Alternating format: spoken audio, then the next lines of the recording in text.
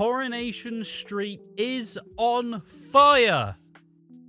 Literally, it's on fire this week. There's been a blaze at the Platt household, and that's what this week of Coronation Street has been about. So, what are the thoughts? Well, on Monday's episode, they set up that there was going to be a big fire, and it was going to be the reason. I mean, we assume it's going to be the reason why the Platts are going to have to move out of the Platt household, or at least maybe they'll stick in. But at the end of the day, it's still not looking good for the Platts. But who was injured? Who was in peril? They made a big deal suggesting someone was going to die. Someone may perish in the fire. And who was in the firing line? Well, it was Toya Habib with Nick Tilsley. He wasn't involved, just, that's what she's been doing on the show. And Max Turner. Those are two characters who were involved. Obviously, I'll get into why I'm not exactly rosy on this, but still, I like that they're trying something different. I don't entirely like the way they go around this, simply because I'll get into that later, but there are reasons why I can appreciate what they were trying to do, and I appreciate where we're going with this, hopefully in the future, with, making the months a bit more meaningful, not just waiting till, the Britain's Got Talent final week to have a big deal month. Obviously, they do it more frequently than that, of course, but point being them fully trying to make every month relatively special and have something big happen, which makes people want to stick around. It's an issue with soaps where, especially January. This obviously happened to the tail end of January, start of February. Honestly, January's the worst month for soap. It's after Christmas. Everything's simmered right back down, and it's back to square one again, and you don't really go off the momentum of Christmas. You kind of are just on your own afterwards. A lot of people's interest is peaked up at Christmas time, but then after that, generally it starts to fall off. Likewise, you don't see this channel being as popular, but that's perfectly fine. It is just how it works. Christmas is the peak of attention, and then the rest of the year you get back to the regulars. So, and the fire scenes were interesting to say the least. So, they notice that there's a fire. Shona and Nick goes in through the back, spots that Toya had been attacked by Abby and left to die. And he rescued Toya. And Shona then goes up. Shona and Max then go in to try and save Lily, who they assumed was still in the house, which we would later learn were not in the house. But Max goes upstairs. Shona kind of gets trapped until they do a cutaway and she suddenly escaped the fire. See, that aspect has been clowned to death. I don't understand. I know that we wanted to see how Shona escaped, and a cutaway to saying she has escaped without seeing it was definitely a way to show this, but people have been going on way too harshly about this, she got teleportation powers now? It's like, lads, you're allowed to just, maybe it was showing the passage of time, for Christ's sake. Maybe it's not about the fact that Shona teleported. She just got out, didn't she? She got out the fire. That's it. But Max is still in the fire, and it explodes. It goes up. And honestly, I think the one thing that really rattled me is there was some very clear fake CG embers. I could be wrong, but there was some very questionable CGI embers that would float in front of David and Shona, who are both trying their best to really convey the seriousness. And, Max could lose another person he loves. Not Max. David could lose another person he loves in Max again. But the CGI embers will really because despite it being a fire stunt, first and foremost, nobody died as such, which, not saying it's a prerequisite of a fire stunt, but still, you kind of want some, yeah, sure, the house had burnt down, that's the tragedy, but also you kind of expected something a bit more succinct. I mean, maybe he still will die. Hard to tell. But it just didn't really feel very dangerous, the fire.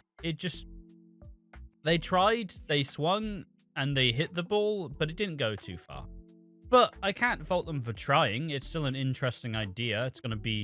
It's another, like, blinding year for the Platts, where they just simply can't get anything good going in their lives. So, yeah, ultimately, it didn't hit the mark for me, personally. But I don't necessarily think the fire scenes were the biggest problem with it. It wasn't boring how it got there. And the one thing that was also strange is they changed how it was released due to like scheduling conflicts, which is fair enough. But it also meant the episodes came out like Monday, Tuesday, Wednesday. So I'm like, I'm not watching this on Wednesday. I got to do Hollyoaks on Wednesday. So I just, this is why I'm doing it today. But it was a nice little set piece. It was only really the glaring things that really stuck out to everyone, like Shona's teleporting, which once again, I don't necessarily agree with everybody saying it's awful because of this. But Max being in peril. Then we go to the hospital. Max is in a coma, but he wakes up by Wednesday's episode. Everybody's struggling to deal with it. And then just the finger gets pointed at everyone because and this is what I do think is a problem with current Coronation Street. And I could be wrong. I could be putting the eggs in the wrong basket. But my current problem with Coronation Street is I don't like how cop-centric, how police-focused it is. Now, I understand that you have both Lisa Swain. Yeah, Lisa. Yeah. Yeah, you have Lisa Swain and you have Kit Green, two high-ranking detective inspectors, right? And those are two fairly big characters, and they've been really established over this last year. And you have to acknowledge that, yes, crime will come into it because they have 3 people working in the police on the payroll. So, therefore, you're going to have a much more of a crime-centric based show, which I think is fine. You're perfectly allowed to do that. There's not really the crime-focused shows out there anymore. EastEnders has swapped to the more family-based thing, right? And that's perfectly fine. It's all preference. It is all preference. My preference, mostly through EastEnders, has become that family-centric drama, which they're still trying to do, but it's just the extra shine on police because the rest of the week just continues to be like, I think Leanne did it. Hey, Leanne, look shifty for a second. I think David did it. I think... who else? I think Abby did it. And it's just kind of like a... I know I've harped on about this point for a long time, but I'm tired of whodunits. I am simply sick to death of whodunits. I don't want to see any whodunits for a good couple of years. I just can't deal them anymore. We've had a lot of whodunits in the last couple of years, and the juice has never really been worth the squeeze. And it's not to say it's a bad thing. Like they've not been awful stories. Like, I've really enjoyed a lot of them, but usually a whodunit is made by the ending, or a whodunit is made by the reveal of you did it. And then it goes into the aftermath of like them trying to protect themselves and why they would have done it and what the consequences are. But fundamentally, we've had too many of them lately. In soap, in general, we need to stop doing the whodunits for a while. Retire them for a while. Take them off screens for a year or two.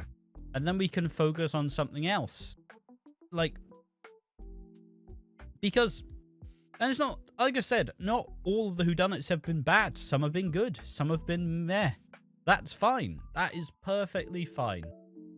But we can't avoid the fact that there's been so many of them for such a long time. And they've been so congested that we can't really get to grips with being fully invested in one of them. Because at the end of the day, it's another thing's just happening and it's time to move on to the next one.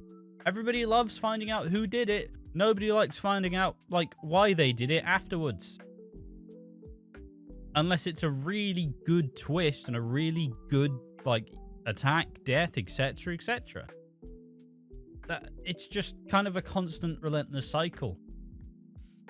But, like I said, I don't hate the idea, but I do think we need to move on to the next kind of moment, like, the next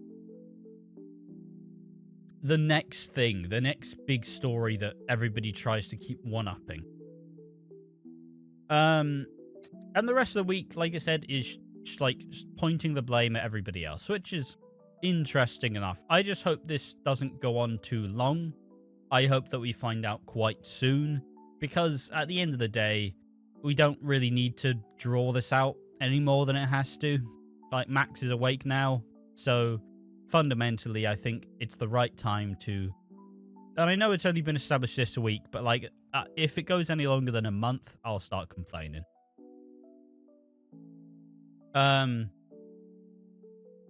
So who do I think did the fire?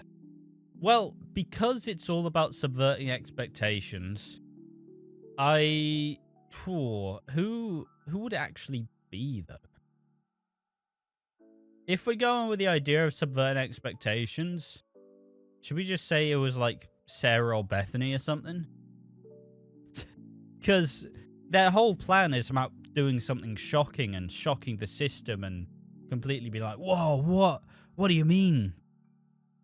So should we just say it's like Sarah or Bethany sets up Bethany's exit? Or it's just one of Harvey's lackeys? Will it be David? There is probably a high chance of it, but in terms of people who will actually do it, it'll likely be the Platts. Or if we had to go for a red herring, maybe Shona, in a sense. But at the end of the day, I'm not too invested in this story, and that's fine. And like I said, I think a lot of the and I think my other main problem, and like, not to say it was an alright week, it wasn't great, it wasn't terrible.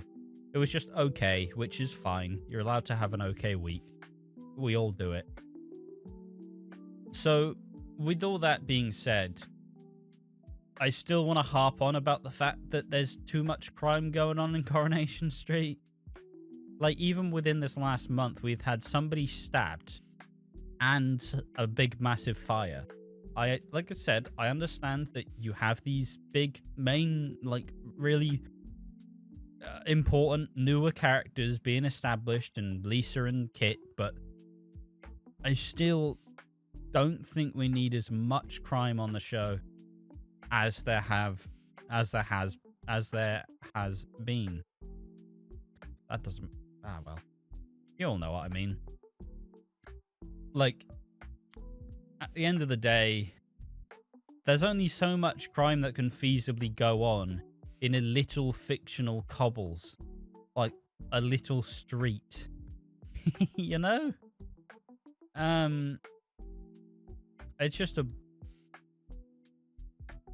I personally don't really enjoy the crime stuff from Corrie, because it feels like for the last couple of years, it's been murder, murder, murder, death, death, death, prison, prison, prison. I don't think we constantly need this back and forth. Yes, people will commit crimes and go to prison, but like in so high frequency and how consistently it happens, I would prefer if we focused more on the family drama as opposed to this. But then we have been focusing with the family drama with Chesney, with Gemma, with the Winter Browns, you know, with a lot of these characters. So I don't know.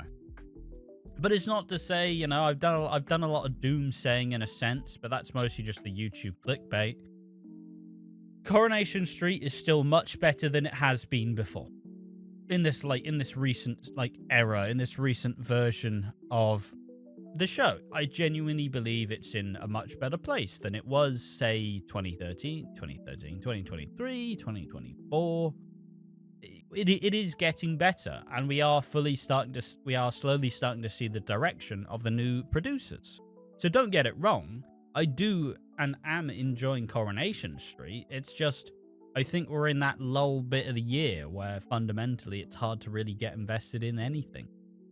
it's out of a place of love. It's not out of a place of hatred. I don't hate any of these shows. I don't necessarily think any of them, other than, I don't really think any of the soaps I watch are in a fantastic state right now.